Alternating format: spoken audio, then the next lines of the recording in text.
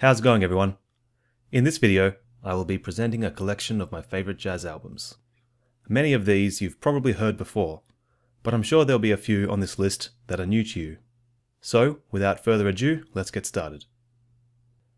Tord Gustavsen Trio, The Ground. This was the very first jazz album I ever listened to. My bass teacher at the time told me I had to listen to jazz if I wanted to play it. So I went to my local library and I borrowed this CD. I was expecting a hard-hitting bebop album, but instead I was treated to something very different and quite unexpected. Tord Gustavsen Trio are a Norwegian piano trio made up of Gustavsen on piano, Harald Johnson on bass, and Jarl Vespestad on drums. Released on ECM Records in 2004, The Ground features all original compositions by Gustavsen. The music is very subtle, laid back, and full of emotion.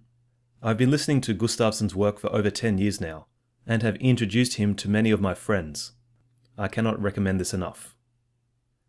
Keith Jarrett, The Koln Concert. The Koln Concert is a live album of solo piano improvisations by jazz pianist Keith Jarrett.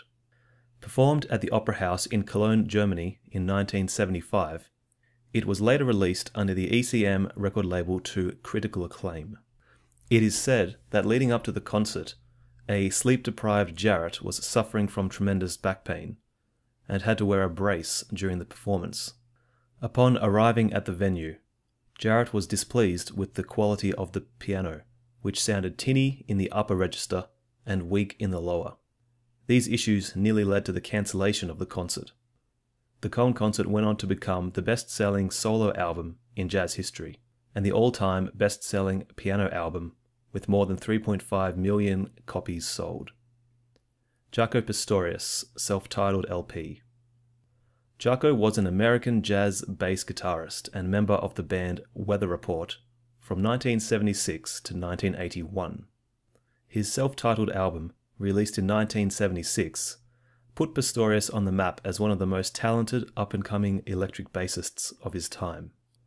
This self-titled album features original compositions and covers by Miles Davis and Herbie Hancock. Much of the music from this release features African percussion, as well as steel drums, brass and wind instruments, and string sections.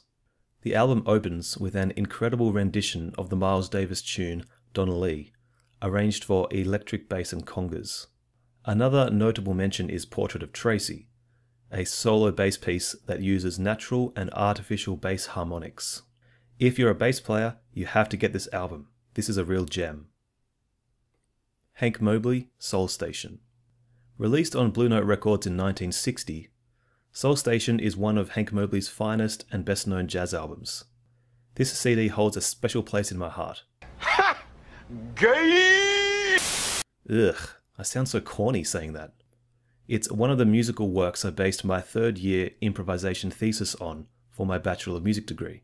The hard bop quartet for this recording session featured some of the biggest names in jazz at the time.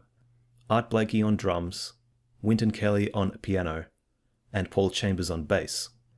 Mobley had a very melodic and deliberate improvisational style. He was often referred to as the middleweight champion of the tenor saxophone, and one of the most underrated musicians of the bop era.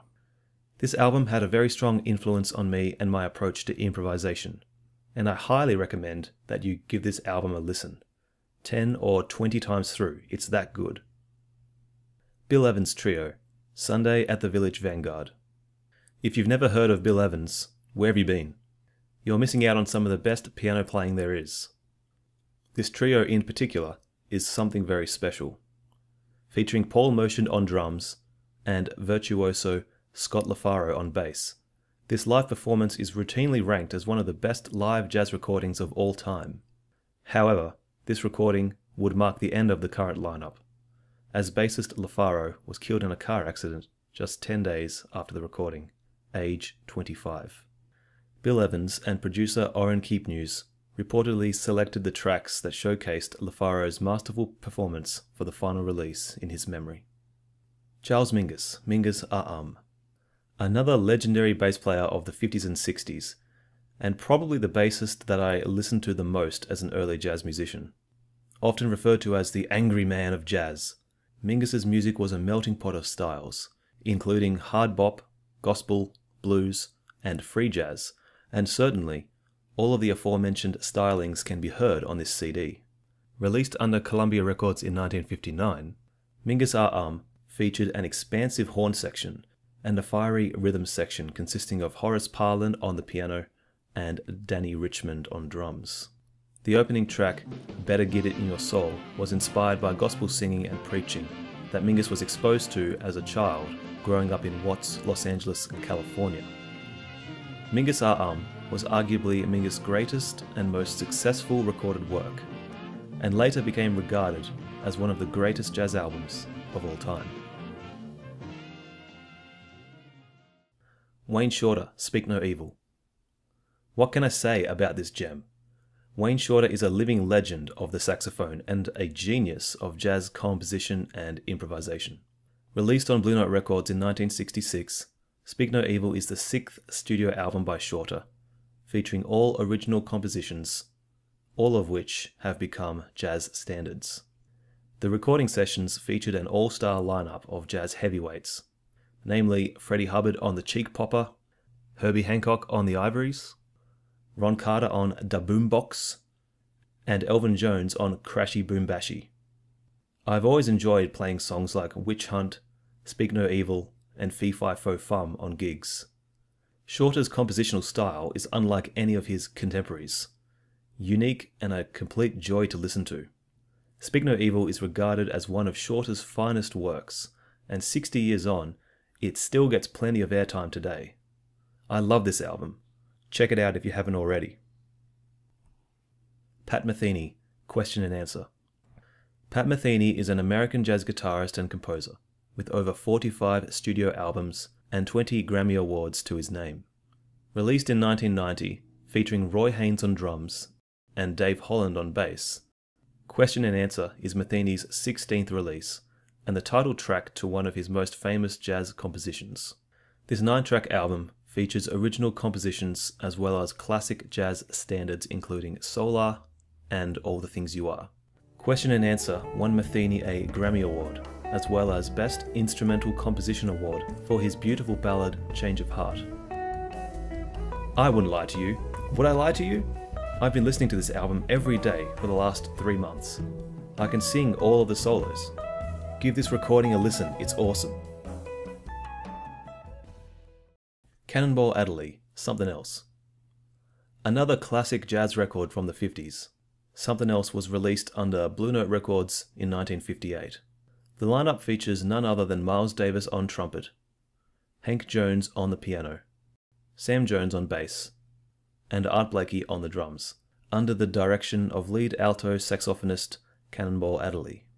The recording session was conducted during Adderly's time with the Miles Davis Sextet of 1958, and is one of the few post-1955 appearances of Miles Davis as a sideman. Say what? Yeah, Miles Davis as a sideman. You heard me. When I first heard the opening track, Autumn Leaves, I assumed that Miles was the band leader, because, well, he usually is, and also because he was assigned to play the melody. What I like most about this album is the contrasting playing styles within the group. Cannonball is very flourishy, playing all around the chord changes, creating colourful soundscapes as the rhythm section chugs along, whereas Miles is very smooth and relaxed, playing a few notes here and a few notes there, building off of the space that his playing style creates. The interactions between the musicians is breathtaking. You must check out this album, a masterpiece. Miles Davis, Kind of Blue. Well, what can I say about Kind of Blue that hasn't already been said before? It's regarded by many critics as jazz's greatest record, Davis's masterpiece, Davis's best-selling album, the best-selling jazz album of all time, and one of the best and most influential albums of all time. Reasonable accolades. It was recorded on 2 separate recording dates in 1959 in New York City and released by Columbia Records. This masterpiece features Davis on the trumpet, Cannonball Adderly and John Coltrane on saxophones, Bill Evans on piano, also Wynton Kelly on Freddie Freeloader, Paul Chambers on bass, and Jimmy Cobb on drums. Kind of Blue was a landmark album because it went against the established norms of hard-hitting bebop jazz of the time. It is said that Miles was growing increasingly frustrated with the way in which bebop jazz hindered creativity and musical freedom. So, inspired by George Russell's music theory book, Lydian Chromatic Concept of Tonal Organization, Davis set out to write and record albums, starting with Milestones in 1958, that had a more modal approach to jazz, that is, using musical modes rather than chord progressions as a harmonic framework. The very next year, he stepped into the studio, and Kind of Blue was born, a prepared album based entirely around this newly found modal concept. Listen to me now and feel me later. You must listen to this CD. Do it. Put it on repeat for the next 10 years. Don't stop listening to it. Really, do as I say. Roar! Now, I know, there are so many more albums that I love and wanted to discuss. A nearly endless list. But I think listening to me waffle on for 10 plus minutes is probably enough. I'm sure you would agree. Thanks for checking out this video. I hope I've been successful in introducing you to some new music. If you like this video, please consider making a donation to support the channel. Remember, the more you pay, the more you learn, and no donation is too large. And until next time, jazz on and take care.